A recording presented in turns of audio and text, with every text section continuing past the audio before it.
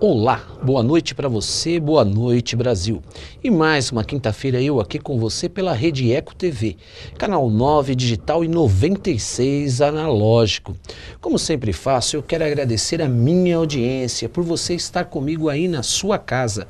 E eu aqui na Rede Eco TV sempre me empenhando para fazer o melhor para você.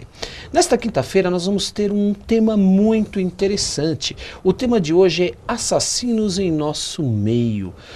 Como identificar esse tipo de assassino? Será que existe essa possibilidade?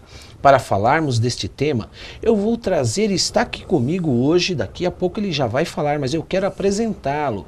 Está aqui comigo o doutor Alexandre Ribeiro, ele é psicólogo, especialista em criminologia, mestre pela USP, diretor do consultório de psicologia e ressignificação humana, apresentador do programa Psicologia em 3 Minutos, com participação em vários programas de rede nacional. Eu quero a sua participação pelo 2379-4733 ou fale@doutorcristiano.com.br. Você entra lá no meu site e você já vai ter acesso lá no lado direito, em cima da página, você vai acessar e fale@doutorcristiano.com.br. Vamos falar um pouco, trazer traços aqui a respeito de psicopatologia, muito interessante, eu quero a sua participação. Assassinos em nosso meio. Vou falar com ele agora, doutor Alexandre Ribeiro. Doutor, boa noite. Boa noite, é um prazer. Doutor, eu agradeço mais uma vez o retorno do senhor no meu programa. Muito obrigado. Fico muito feliz de estar com você, doutor Cristiano. Doutor, o tema, eu fiz uma chamada, hoje foi postado nas redes sociais, assassinos em nosso meio. Doutor, nós sabemos que a mente humana ela é uma caixa preta, às vezes indecifrável ou às vezes decifrável, não é verdade? É verdade. O ser humano, ele é possível de reações, muitas vezes, que nós não prevíamos aquele fato.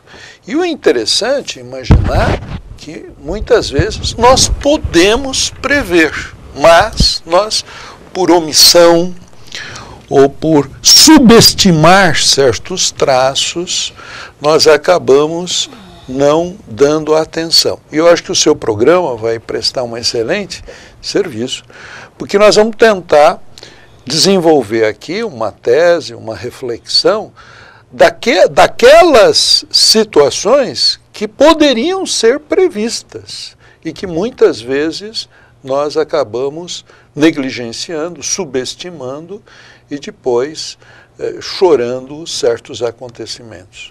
Doutor, o senhor falou a respeito, e eu, na minha chamada, como identificar. É muito comum nós vemos academias ao ar livre, não é verdade, em praças, cultuando o corpo, mas não se, o Estado, e quando eu digo Estado, né, nós falamos o poder de quem tem, não se tem cautela ou não se cuida, né, exatamente da mente humana.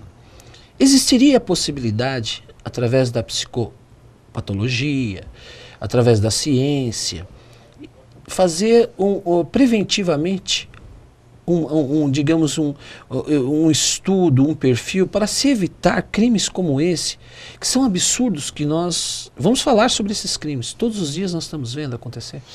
Eu creio, doutor Cristiano, que nós precisávamos, como o senhor está falando muito bem aqui, investir mais na educação emocional dos nossos jovens. Né?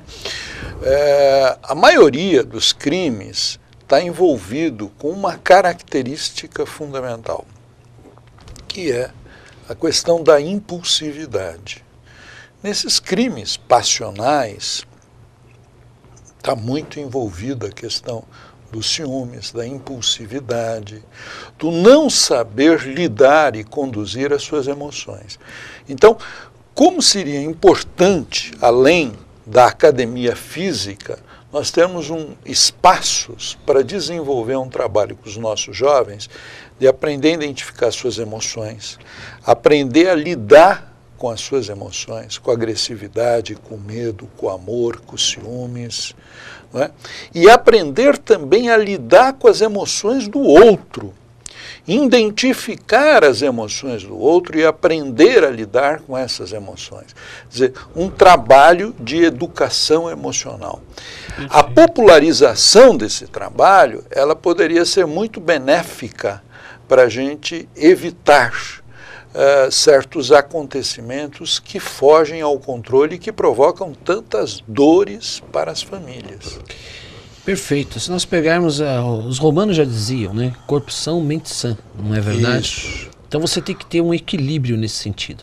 E o senhor falou a respeito de crimes passionais que envolvem. Recentemente nós estamos aí com um crime na mídia de grande repercussão, que é o caso do Ioki, né? Marcos Quitano. E é um caso que realmente causou uma grande comoção em relação à forma que isso ocorreu. Então nós temos ali, num traço, um perfil emocional de uma fragilidade dessa emoção, desta mulher, dessa Elise que está presa. E eu queria dizer ao senhor, existem dois momentos desse crime, né? Existe o primeiro momento, que existe uma tese jurídica que é da violenta emoção, que existe uma discussão ali de ambos, né, dele que a agride, ele faz ela relembrar do seu passado, e existe uma segunda etapa, que é a etapa que ela pega e para esconder o corpo, ela vai esquartejar todo o corpo. A pergunta que eu faço para o senhor existe esta possibilidade, primeiro, como uma tese jurídica, dessa violenta emoção se desdobrar quando ela se reporta no passado, quando ela diz que ele a xingou de prostituta, que ela não valia nada, que ela ia perder a filha. Então existem dois momentos dessa conduta dela. Essa violenta emoção, é possível se desdobrar? Então, veja, doutor Cristiano, eu acho que tudo que nós vamos colocar aqui é fundamentado em outros acontecimentos semelhantes, é fundamentado nas teorias psicológicas e sempre de uma forma hipotética, porque nós efetivamente não temos o contato com a Elise para saber o que ocorreu, e é muito complexo esse tema. Então, resguardado isso, as cogitações que eu faço dessa situação é a seguinte: a violenta emoção é possível que realmente, segundo a defesa dela, segundo o que é reportado, ela era uma moça que tinha tido problemas complexos, né? Ligado desde as limitações econômicas, quando estava no Paraná, depois a vinda para São Paulo, uma terra estranha, a sobrevivência aqui em São Paulo, as dificuldades de sobrevivência, o início na prostituição. Então, quer dizer, cenas que, se nós imaginarmos uma garota normal, comum, que vai ser exposta a esse tipo de vivência social, é muito sofrido. Então, claro, ela reacende nela o desejo de ter uma família, quando ela recebe o convite do Quitano. Então ela tem o sonho de montar uma família, ela monta essa família, ela realiza esse sonho, e quando ela descobre que ele estaria novamente frequentando o mesmo site, o mesmo lugar, o mesmo ambiente que ela é originária, onde ele a conheceu, e agora com uma outra garota, ela coloca detetive, né? E mais do que isso, quando ela vai ter um diálogo com ele, ele ameaça ela que ele vai tirar a criança, que ele vai mandar ela de novo para o lixão, entre aspas. Isso, a expressão. Né? Então, isso pode ter produzido nela uma alta comoção, a indiferença, a frieza. É nisto que ela tenta se agarrar, embora nós não estávamos lá para ver isso. É uma versão perfeita. É a versão dela. Então, ela foi tomada naquele instante naquele instante, é como se desabou nela toda uma vivência de um passado que eu estou querendo esquecer, que eu estou querendo superar. Aquilo foi um hiato na minha vida. E essa figura jurídica que nós advogados, e o advogado usa no tribunal do júri, que são crimes dolosos contra a vida, ele cuida exatamente da injusta provocação da vítima. Tem que haver uma injusta provocação para que isso possa vir como uma bomba atômica dentro das suas emoções, e você perde todo o sentido.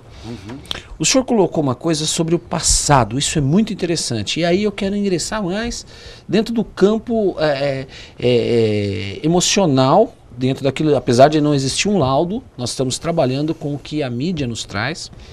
O senhor trouxe o passado. A segunda etapa desse crime, que é aquilo que eu falei, conduta e resultado. Entre a agressão, a violenta emoção que ela sofreu, e a segunda etapa, de esquartejar ele. O senhor acha que naquele momento, que ela, de uma frieza incalculável, ali, e o paralelo que eu quero fazer é a respeito da prostituição, da prostituta. A prostituta, ela não tem sentimento com o corpo dela e nem com o próximo, ela não tem nenhuma ligação afetiva. O senhor acha que naquela forma, aquela frieza que ela esquartejou o corpo dessa vítima, ela estava na mesma essência de uma prostituta?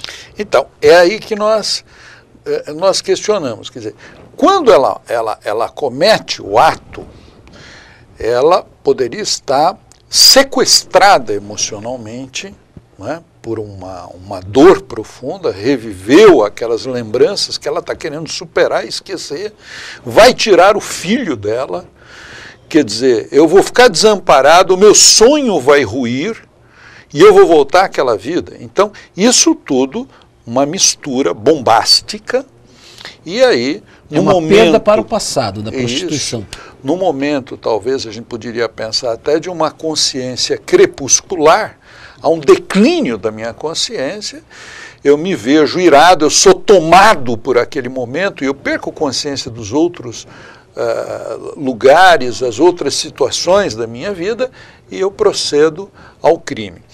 Agora, o que nos choca é como ela vai resolver esse crime. Quer dizer, quando você observa outros crimes que foram realizados por uma violenta emoção, você encontra pessoas que logo em seguida se suicidam, você encontra pessoas que abandonam o corpo e vão, elas mesmas, depois se entregar na polícia, dizer, olha, aconteceu isso, está aqui a arma, etc.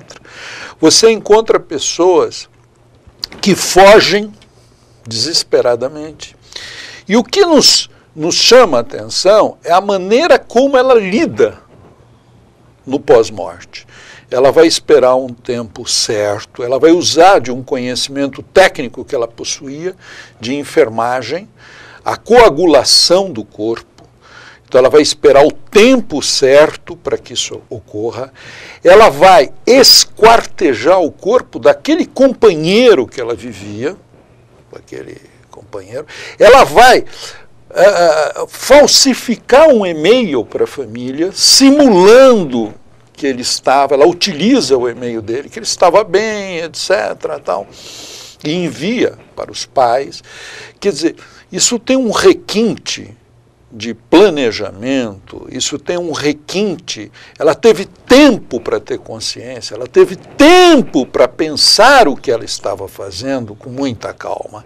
É de se pensar que esse sequestro emocional que ela teve naquele primeiro instante, agora na segunda parte, que você dividiu muito bem, doutor Cristiano, é de se pensar que isto já havia tido uma alteração. Por isso vem... Perfeito, concluído, doutor. Não, por isso vem a colocação sua. Quer dizer, o que será que aconteceu a partir daí? Será que isso está envolvendo um conceito de corpo pela atividade que eu já realizava? Então, para mim, corpo não tem tanta importância e, a partir daí, eu quero me livrar, porque o depoimento que é feito a seguir, que o advogado de defesa diz é o seguinte, que ela não foi uma intenção de judiar desse corpo, ou de machucar esta pessoa, nada disso.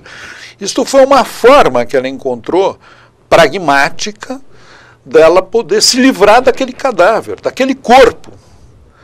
Não é?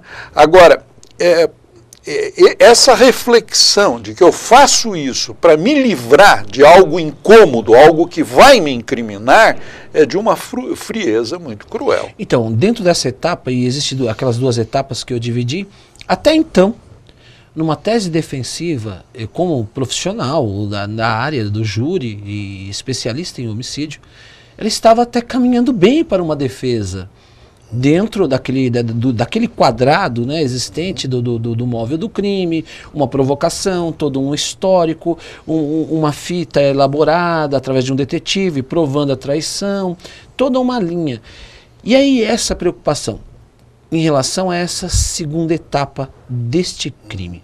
O que eu pergunto para o senhor, essa segunda etapa desse crime, qual é o viés então dela? Seria uma característica psicopática ou dentro da psicopatologia? Qual seria então esse viés, então, doutor? Já é uma característica doentia, não é? Então, aí nós nos perguntamos se há manifestação de outra entidade psicopatológica, né? Quer dizer, aí que nós nos perguntamos quando está envolvendo a mentira do e-mail, quando está envolvendo o esquartejamento, quando está envolvendo de alguma forma, por mais que a gente diga, mas lá era um cadáver, já não era mais ele no sentido da pessoa dele, era o corpo que estava lá, mas era um corpo que materializava, representava aquela pessoa que ela conviveu, que ela esteve junto. E o interessante é que não foi evocado que ela estava com ódio dele, que ela quis projetar o ódio nesse corpo. Não, ela queria se livrar do cadáver. Tá. O senhor falou uma coisa, é uma figura de que ela queria se livrar do crime. Então ela tinha, entre aspas, consciência, né? Fecha aspas, do que ela queria. Agora, esse sentimento de culpa, por exemplo, que raras vezes não se tem. Nesse caso, por exemplo, ela coloca a filha dela no momento que ela queria ficar sem a filha. Mas nem um instante ela faz um juízo de valor emocional de que cometendo esse crime, matando o pai da filha, não é? Ela também ficaria sem a filha, porque ela vai para a cadeia. Então, esse juízo também de valor, nesse perfil, não é um traço doentio? Então, parece que esse juízo de valor ele está alterado. Isso, é por alterado. isso que surge uma outra hipótese, que não é uma questão aí de violenta emoção. Então, há uma outra linha de reflexão sobre o acontecimento, de que iria mais para uma linha como você acabou de falar, doutor Cristiano, da psicopatia. Quer dizer, haveria um simulacro, isso tudo seria um cenário que estaria simulando uma outra questão. Quer dizer, eu tenho o interesse de me apropriar indevidamente de recursos da pessoa, havia um seguro em torno de R$600 mil, e fora os bens que ela iria, por direito, a filha iria ser merecedora, iria herdar, inclusive pela venda volumosa da empresa, ele era um herdeiro. Então, quer dizer, se faz um simulacro de um acontecimento, que ele tinha um envolvimento com uma outra mulher, que até real, mas isso tudo seria, vamos dizer assim, a ponta do iceberg. O iceberg mesmo está submerso. O que está se querendo é usurpar esses recursos dele, e a partir daí, então, se comete o crime e se planeja em detalhes macabros, né? A eliminação. Inclusive, aqueles que defendem essa tese se reportam para a situação de que houve um domínio na hora da morte, quer dizer, não foi um assassinato onde aparentava, ela descrevia que era na mesma altura, de igual para igual. Não, ele deveria estar ou sentado ou deitado pela projeção do tiro. Então ela estava submetendo já na hora da morte, e depois houve todo um planejamento para se ver livre desse corpo, para tê-lo como desaparecido, etc. Tal. Os sacos, aonde são jogados, acondicionados, depois jogados num lugar ermo, etc. Tal, para se livrar daquela cena do crime. Lavado, inclusive, o local perfeitamente, depois a própria doméstica, ela vai dormir no mesmo lugar, me parece, etc. Tal. Quer dizer, tudo muito bem pensado, planejado para usufruir recursos. Isso já seria uma psicopatia, isso fica claro que seria um transtorno antissocial, não é? Onde não há a menor empatia, onde eu não tenho a menor sensibilidade frente ao outro. Para mim, o outro é um objeto de domínio meu, de poder meu. Então, uma vez que eu vejo que esse outro está saindo do meu poder, ou poderá sair do meu poder, e eu vou ter os meus interesses perdidos, eu não penso duas vezes, eu mato, eu elimino. Isso é uma característica sempre do psicopata. O psicopata, ele quer um poder sobre a vida daquela outra pessoa.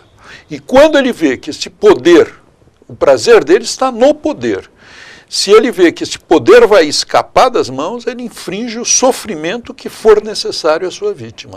Então, mas dentro dessa questão, nesse contexto de crimes, assassinos no nosso meio, que é o tema hoje do nosso programa, o psicopata ele pode passar a vida inteira sem se revelar um psicopata? É isso que é, ou em determinado momento isso é alimentado dentro desse poder da perda, quando tem-se uma perda de algo muito grandioso para ele, no seu emocional, na sua valoração pessoal, o senhor acha que então um psicopata ele pode se revelar momentaneamente? Sim. Essa pergunta é excelente, essa reflexão é excelente. Às vezes a gente faz uma associação do psicopata como um monstro que se precipita sobre mim. Não é bem assim, não. O psicopata, primeiro, existem muitos graus. Existem psicopatas no dia a dia que cometem crimes, entre aspas, invisíveis. Não é? Aquela pessoa que te decepciona numa amizade que você confia e que essa decepção implica numa morte emocional, numa dor emocional. É uma pessoa que te trai num relacionamento afetivo, amoroso, que você estava totalmente dedicado. É aquele sócio que procura tirar proveito, mente, engana. Né? Então, existem vários nuances de psicopatia. Na política, homens públicos que se envolvem com corrupção e traem a coisa pública. Então, existem vários graus de psicopatia, até nós chegarmos num crime, até nós chegarmos num assassino, por exemplo, em série. Regra séria na sociedade. Isso, existe graus. E mais, e um outro conceito importante, o psicopata, ele pode ter um potencial muito grande de chegar a um crime, etc. Mas como não houve um ambiente que estimulou ele, um acontecimento desencadeante, ele pode ficar com pequenas infrações morais, que podem ser promiscuidade, enganar pessoas, ludibriar, quebrar regras, tirar proveito, mas num dado instante surge uma situação que ele se sente poderosamente ameaçado no poder dele. Ele se sente, porque ele é muito narcisista, ameaçado nesta forma pessoal dele ser e de obter os seus interesses, e nesse exato momento a fera dele se manifesta, e aí ele comete um crime. E eu posso ter vivido com essa pessoa durante 20 anos.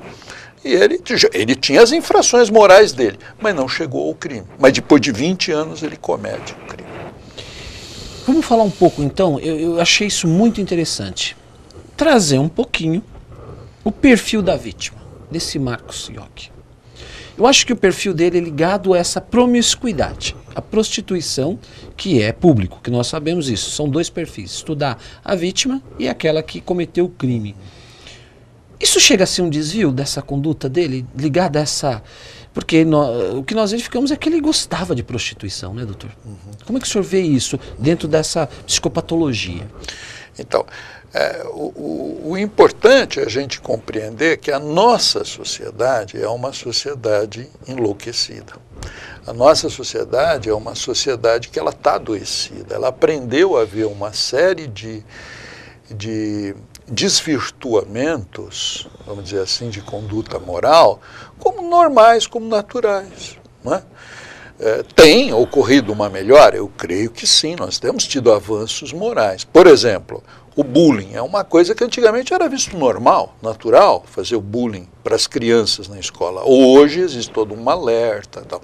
Quando você fala do respeito às diversas, à diversidade racial, orientação sexual, isso é um avanço da sociedade moral.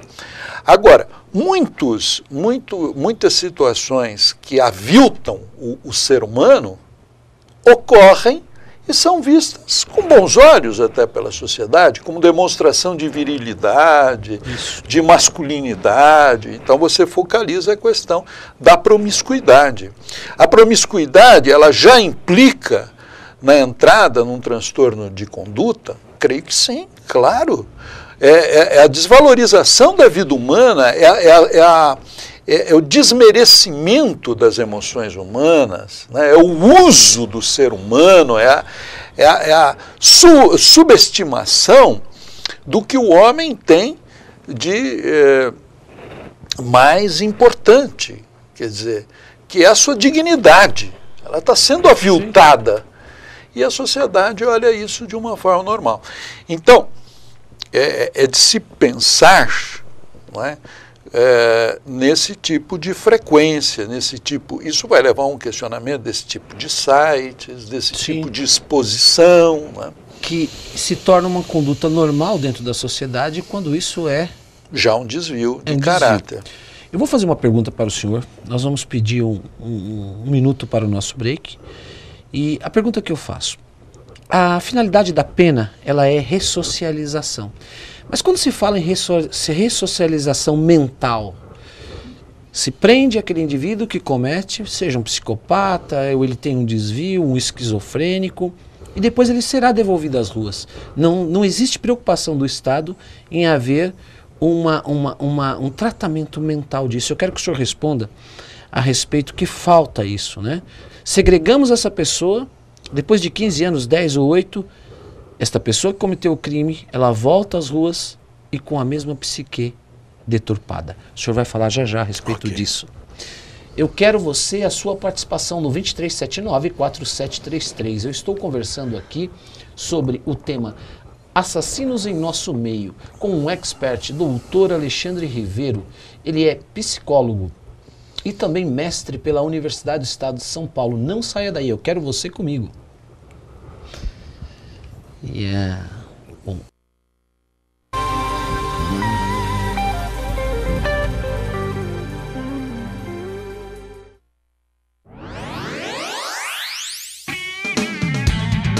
Eu, Leila Porto, estarei em breve com você aqui na Eco TV, falando sobre moda, gastronomia, decoração, saúde, bem-estar e tudo o que acontece aqui no ABC para você. E se você apagasse um quadradinho no seu monitor? Black Pixel Project, Greenpeace. É simples assim. Você instala um quadradinho negro no seu monitor. O seu quadrado, mais os quadrados negros dos monitores das outras pessoas, economizam watts. E economizando watts, todo mundo ajuda a combater as mudanças climáticas. E o que acontece se você não colocar um quadradinho negro no seu monitor? Nada. A temperatura do planeta vai continuar aumentando. E a fome, a malária, as inundações e a escassez de água vão aumentar também. Você acha um black pixel pouco? Agora imagine alguns black pixels juntos. E mais alguns black pixels. E um pouco mais. Parece pouco, mas é muito.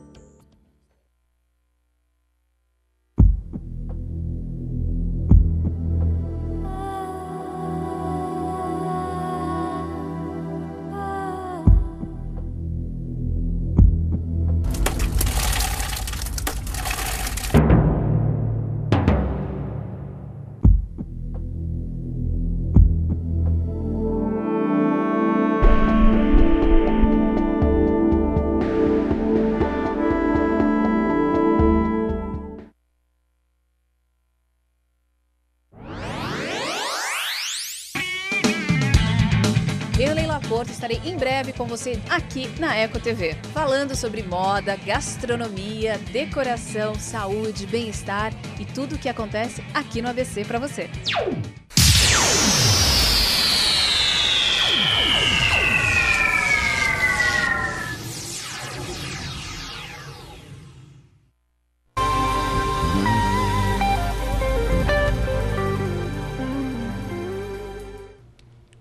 Obrigado, porque você não saiu daí comigo da telinha.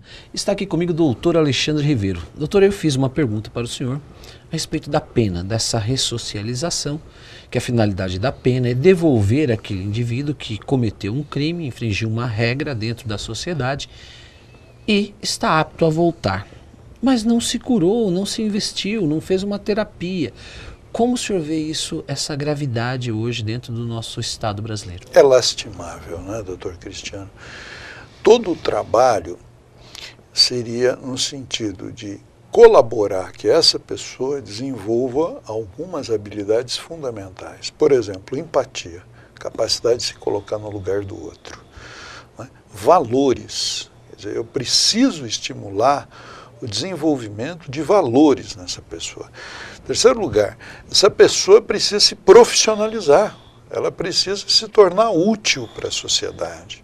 Né? Eu preciso avaliar o nível de alteração emocional dela, se ela precisa ser medicada, se ela precisa ser acompanhada com um processo terapêutico pós a saída da internação, etc. É amedrontador quando a gente pensa que pela legislação brasileira a pessoa pegaria o máximo de pena, seria em torno de 30 anos, é isso? 30 anos, é isso mesmo. Mas que na verdade tem uma série de atenuantes, etc., e ela pode com 13 anos, ela sair e ser novamente entregue para a sociedade, mas não entregue porque ela realmente se ressocializou. Na verdade, ela traz aquelas mazelas que podem até ter sido agravadas durante o processo de internação.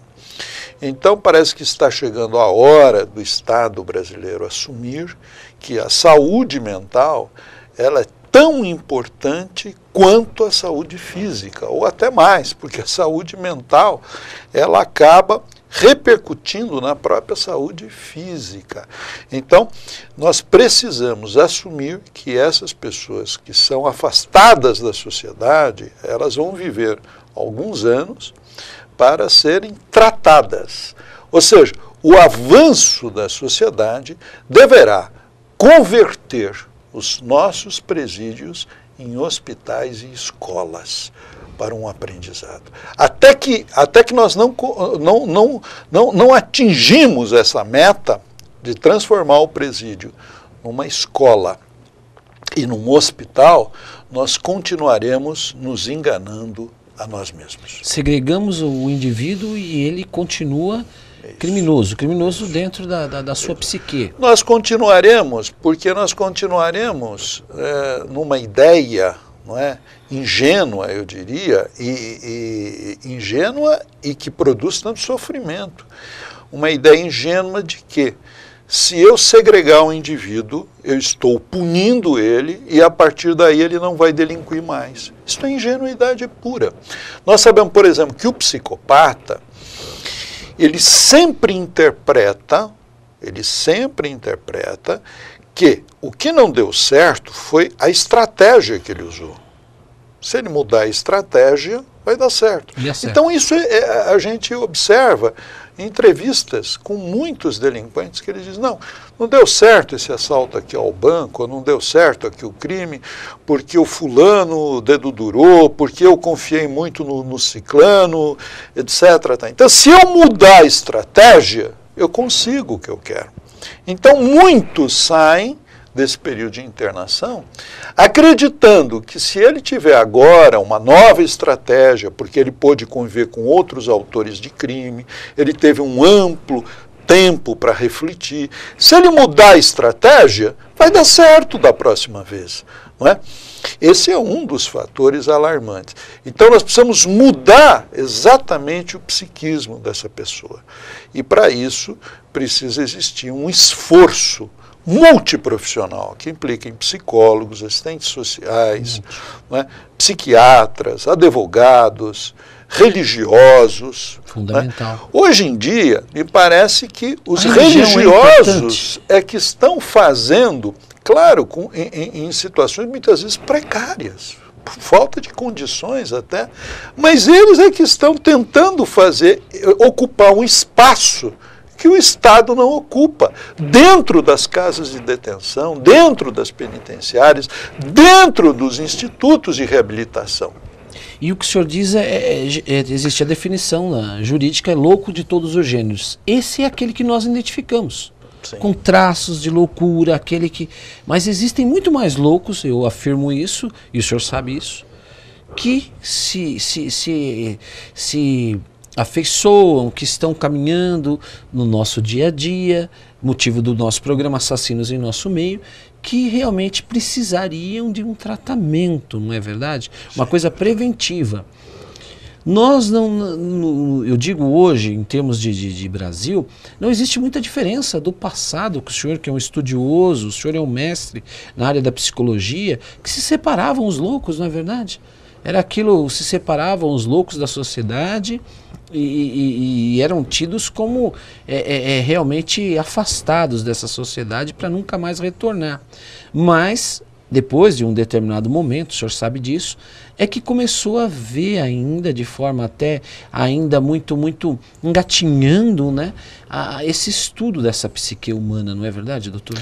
Sem dúvida. A compreensão da loucura, um entendimento da loucura, entre aspas, o entendimento das patologias mentais, ela vai ser um marco na evolução do ser humano, né? Quer dizer, já se infringiu muito sofrimento. Quantas e quantas pessoas não foram, primeiramente, queimadas como endemoniados, né? Quando tinham, na verdade, hoje nós sabemos, epilepsia, quadros de psicose, né? E eram tidos como bruxos, bruxas, e eram queimados. Depois disso, nós tivemos o que você muito bem se refere, que é segregá-los em casas chamadas de asilos, né, para loucos. Então, eles ficavam não só impedidos de ir e vir, mas, na verdade, eles ficavam amarrados com bolas de ferro, algemados a barras de ferros, etc. E mais adiante, eles vão ter uma relativa liberdade dentro deste asilo, mas segregados e nunca mais voltarão ao convívio social.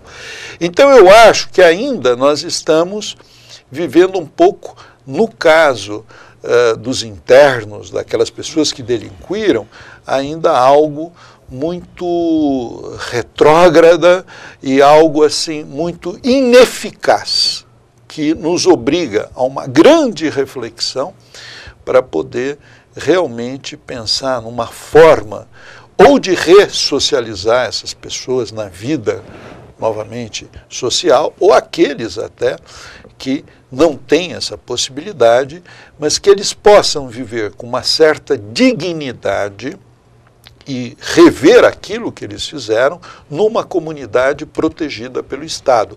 E serem cidadãos nessa comunidade protegida pelo Estado, produtivos para a sociedade, que os mantém lá. Doutor, no caso de uma terapia, uma pessoa doente dessa forma, de forma agressiva mentalmente, eu digo agressiva, quando ela pode se expor isso e cometer determinados delitos. Através de uma terapia e de tratamento medicamentoso, existe a possibilidade de se controlar? Hoje, por exemplo, se avançou muito no controle das psicoses, das esquizofrenias. Então, quando a pessoa é diagnosticada rapidamente, quando há uma intervenção rápida nos primeiros surtos, a gente fala numa recuperação muito interessante, num controle que é possível muito interessante. Por exemplo, pessoas que sofrem... Tem escalas. Tem escalas. Vai variar a intensidade. Pessoas que sofrem de transtorno de personalidade e dependência e que cometem crimes passionais, não é? Por ciúmes, por medo de perder o companheiro, a companheira, etc. É possível, claro, habilitar essas pessoas, tratar essas pessoas, porque geralmente elas cometem os crimes ou contra elas mesmas, o suicídio, ou contra o parceiro, no momento da separação. Eles não suportam essa dor. E a partir daí a aflição, a angústia é tão grande que eles acabam cometendo um crime. Hoje essas pessoas poderiam ser muito bem medicadas, atendidas por um terapeuta, um psicólogo, que ajudasse elas a aprenderem a lidar com as suas emoções. Isso seria algo muito produtivo. Pessoas em depressão que cometem crimes, a depressão também pode ser tratada. Então, quer dizer, existem recursos para ajudar essas pessoas. Talvez o maior problema, doutor Cristiano, continue ainda sendo o maior desafio, o psicopata para o tratamento psicológico e psiquiátrico. É o grande desafio. Perfeito. Doutor, essa questão hoje, os crimes passionais, eles são questões que realmente nos chama muita atenção. Geralmente o crime passional, o senhor me corrija, o senhor aqui é o especialista, é o profissional na área. Essa pessoa que comete o crime, ela não deposita muito a confiança emocional naquele outra pessoa? Sim. Ela, de alguma forma, é como se ela não consegue reconhecer o valor dela mesma, né? Ela se sente muito vulnerável e ela sente que se ela perder o cônjuge, se ela perder a companheira ou companheiro de vida, ela vai entrar num estado de vulnerabilidade tão grande que ela não vai conseguir gerenciar a sua vida. Então é uma experiência desesperadora no momento da separação. O impacto é brutal sobre essa pessoa. O pânico que ela é tomada, ele é visceral, ele produz descontroles muitas vezes, taquicardia, tremor, sudorese, é um pânico, é um pavor. Então, tomada por essa emoção tão forte, tão extenuante, ela muitas vezes ou tenta o suicídio, porque acha que não vai sobreviver, ou isso tudo se converte, esse medo se converte numa grande ira. Potencializa. Uma grande ira, uma grande raiva, e ela acaba desferindo contra o seu cônjuge.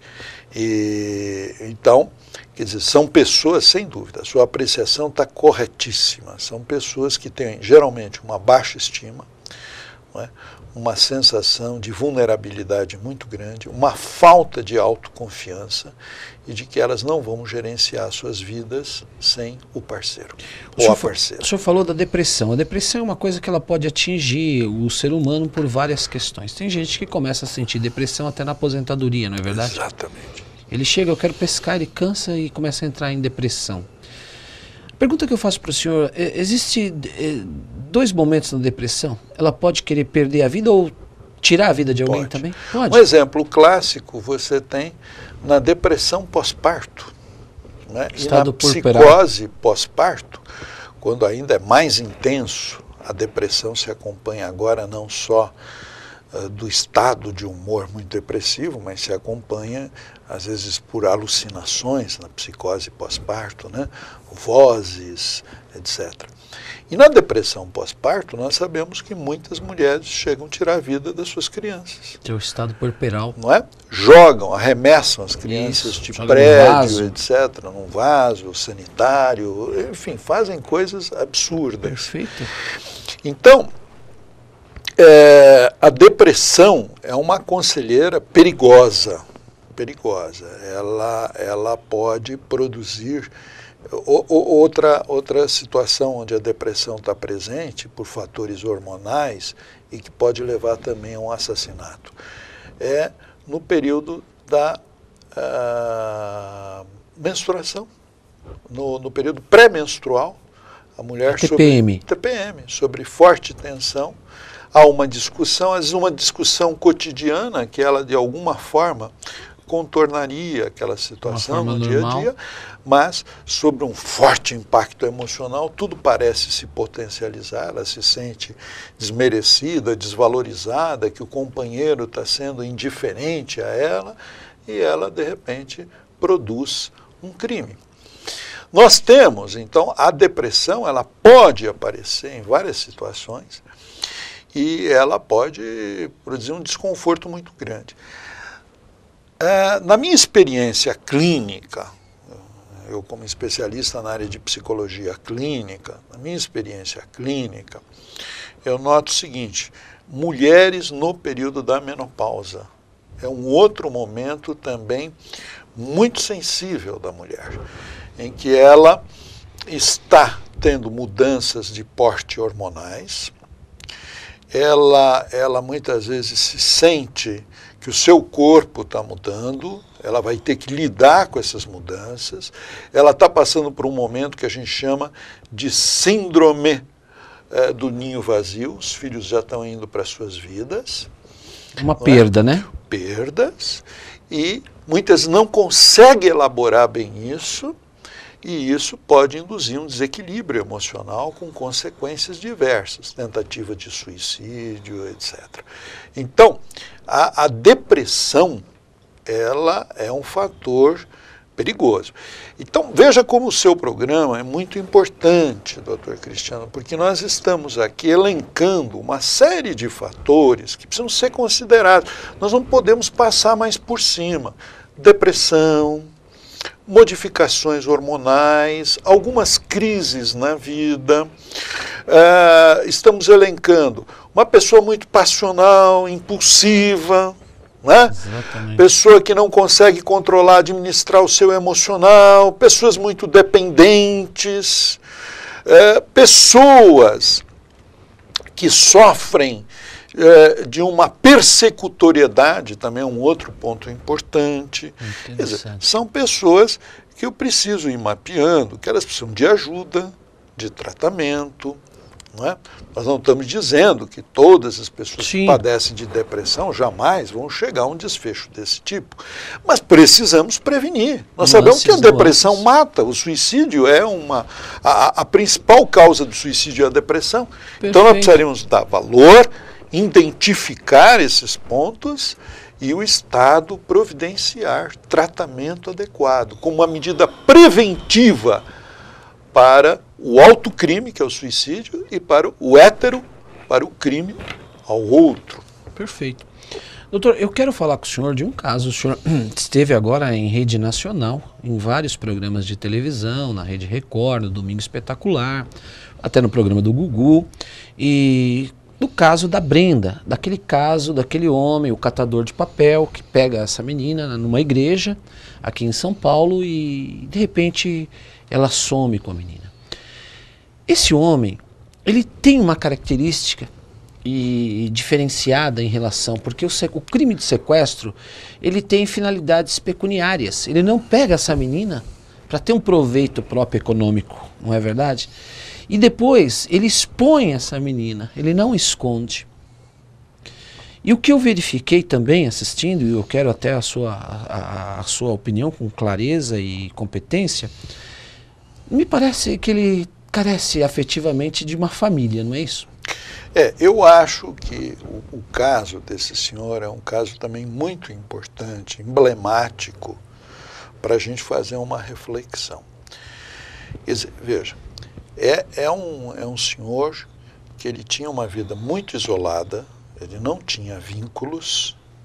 O que se sabe é que, inclusive, aonde ele morava, ele ia sempre ao bar, não bebia, ele ia sempre ao bar, e nesse bar ele comprava tubaína.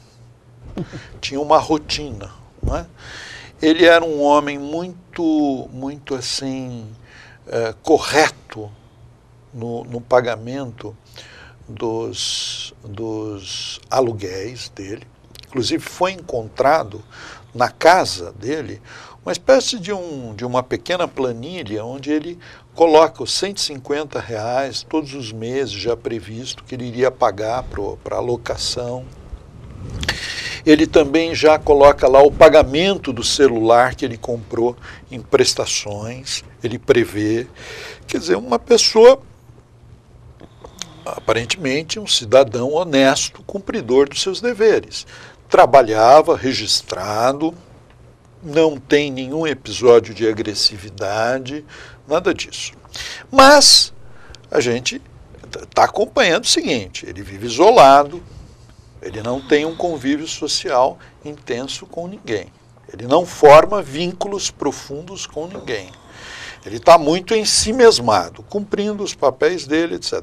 Na casa dele é importante a gente analisar a casa também da pessoa quando comete um crime. Porque a casa expressa muito o mundo psíquico da pessoa, não é? Sim. A casa dele, embora ele já está morando há muito tempo nessa casa, mas é uma casa que não tem a menor característica afetiva. Muito bagunçado. Bagunçado, colchões no chão, etc. Não tem nada que expresse uma afetividade. Então parece que ele é muito embotado nas suas emoções, né? E esse homem, 4 dias antes dele raptar a garota, esse homem, ele sofre uma situação muito dramática. Ele vai ser despedido do emprego. Provavelmente ele tem um estresse muito grande emocional. E nós sabemos que o estresse pode desencadear alguma alteração de porte. Interessante. A ideia que a gente pode formular é que ele possa ter tido mesmo um surto. É interessante que quando ele agora é capturado pelas autoridades, o que ele fala na captura das autoridades? Quando ele é perguntado, há uma entrevista com ele, perguntam a ele, por que você fez isso? Isso eu não sei o que me deu na cabeça. Não sei. Mas como você explica? Eu gostaria de saber o que deu na minha cabeça. É um homem de um nível intelectual muito simples, limitado, e ele tem dificuldade de traduzir o que é isto, o que é essa desorientação que ele teve.